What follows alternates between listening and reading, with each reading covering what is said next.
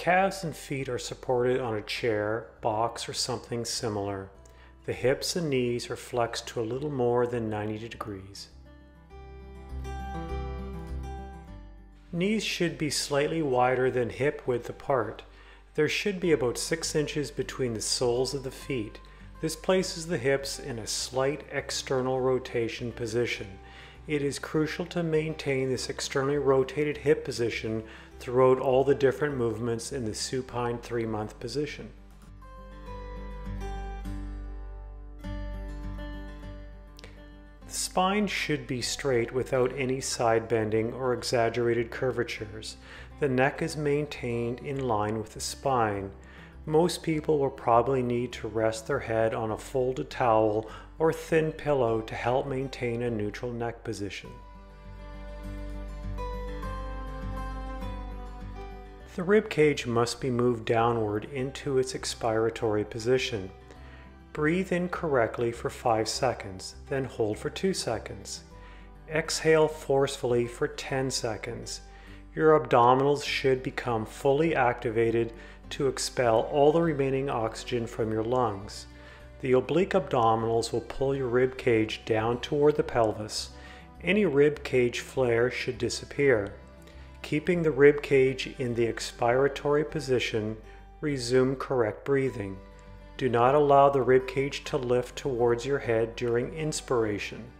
Do not allow the abdominal cylinder to collapse, losing intra-abdominal pressure during expiration. Repeat this breathing technique to reposition the rib cage 3 to 4 times until the correct position is achieved.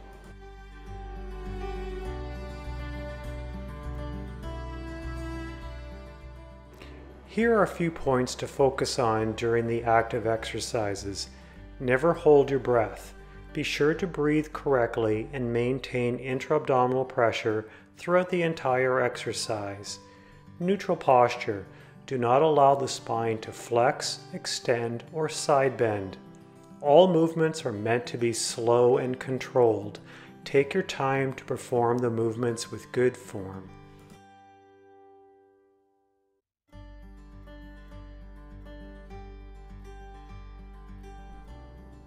As soon as we have established neutral posture in the initial position, we're going to move on to active movements. The first level is being able to move one leg independently of the rest of the body while maintaining intra-abdominal pressure. So we are going to go ahead and ask her to create the intra-abdominal pressure, holding the pelvis into a neutral position. We're going to take her hands and place them around the pelvis and into the lower abdominal area. And she's going to use this to be able to monitor her own abdominal pressure and to be able to make sure her pelvis is not in motion with her leg. So from here, we're going to ask her to lift one leg at a time and see, can she hold that, maintain pressure, and not have her pelvis in motion at the same time. From here, we can go ahead and try and move both legs at the same time. So she's going to go ahead and lift both her legs at this time and try and maintain neutrality and intra-abdominal pressure while breathing through the whole abdominal region. Once we can establish control of both legs being held up in the air, we're going to try and introduce some movement. So we're going to have her start, we're going to be working towards the dead bug exercise. Using one leg at a time, she's going to be reaching with one leg down and making sure again that the pelvis does not move with the leg. Nor do we want to see the rib cage lift or flare. We don't want to see the neck move up into extension. Now, quite often what people will do is they will try and establish that control over this section of their body by crunching down using their rectus abdominis, their six-pack muscles.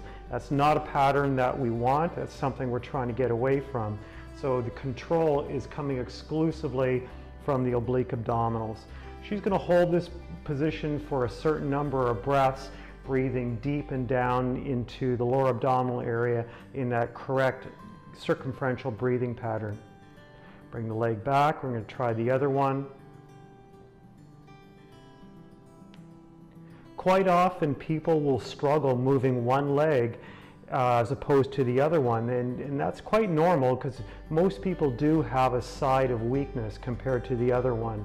And so whatever side you feel you're struggling on, work a little harder on that side, spend more time with it, try and get that leg to be able to match the motor control of the other side. Bring it back up. From here we can move into contralateral pattern using both limbs. So what she's going to be doing here is one arm is going to stay down here. We want to be able to keep control over the pelvis, and she's going to be moving the leg on that side and the opposite arm. A little bit harder to control this, a little bit more of a demand. And so again, holding this position, breathing for a certain number of breaths deep down into that lower abdominal area and back. Now from here you can either just drop the legs down and rest, or if you feel comfortable, immediately go into the other side. And back. The next level would be to introduce weight. So we're going to put a weight into one of the hands. She's going to repeat the same pattern, but this time using weight. So again, now we have a weighted lever, which is putting more stress on the chest and the abdominal wall. It's the weight and the leg are trying to separate her, and she's trying to hold that together.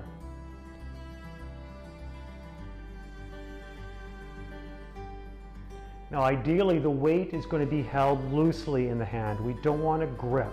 As soon as you grip with the hand, you're going to tighten up the arm and the shoulder muscles, and it defeats our purpose.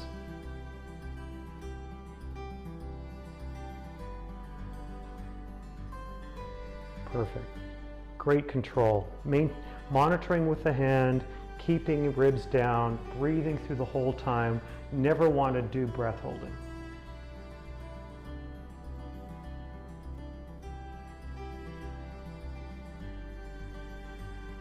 And coming back to neutral. The next pattern we can begin moving with are rotational patterns. So from here, we're going to have her place her hands on the outside of the knees.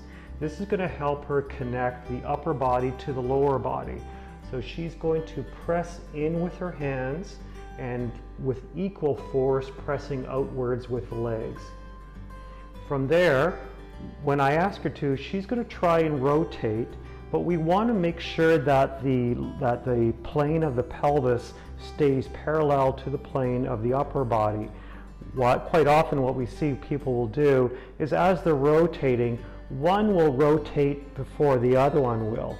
So we don't want to see that separation of the lower body from the upper body. We also don't want to have the spine go into side bending either way like that.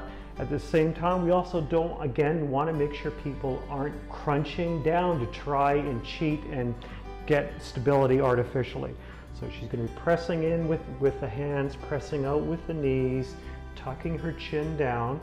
While she's rotating, the head has to move in unison with the body.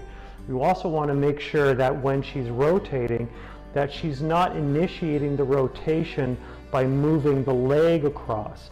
The movement comes from the abdominals as she's trying to pull the pelvis and the rib cage over towards me. So the leg moves with the body. It's not the body moving with the leg.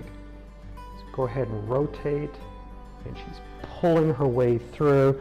So what we're looking for is, can she pull up and over around this way? Now she's going to hold that position for a certain number of breaths. And then with control, moving back. And again, if she needed to rest here, she'd just drop her legs down. And if she feels up to it, she's going to create the same rotation, but pulling up through here towards the front and maintaining that.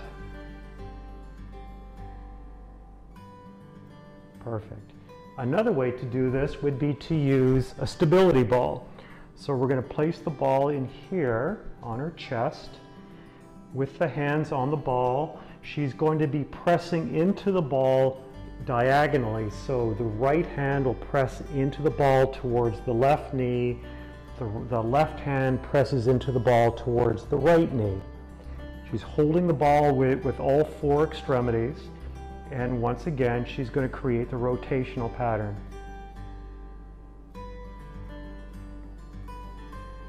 Get to a certain point. You want to rotate to the point where you feel like you're just about to topple right over, but you're using your core to maintain that isolated position, balanced towards the side. Always making sure that the head moves with the body. You're never holding your breath, always breathing deep down into the abdominal wall.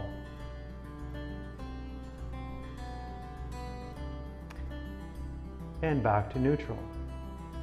Now we can take this one step further and we can introduce a diagonal pattern into a rotational movement. So here she's going to be rotating towards one side. So she rotates towards her left, the left leg and the right upper arm will move. It will be moving while she compresses the ball with the other extremities. So once again, she's pressing in diagonally with all four. She rotates towards me, and she's going to maintain that compression while she reaches and breathes, holding at for anywhere from 4 to 15 breaths, whatever you feel comfortable with, bringing it back, rotating to neutral, then rotating over towards the other side, and creating that compression and extend out. And come back. Now, it's important that when the leg is in motion, that we keep that relative rotation of the foot, the knee, and the hip. Another problem we see quite often is when people are extending the leg, they're rotating out, bringing it down like that. The leg has to stay in that relative position, moving that way, back and forth. Great, so there you have it. That is the supine 3-month position. Give it a try. Thank you.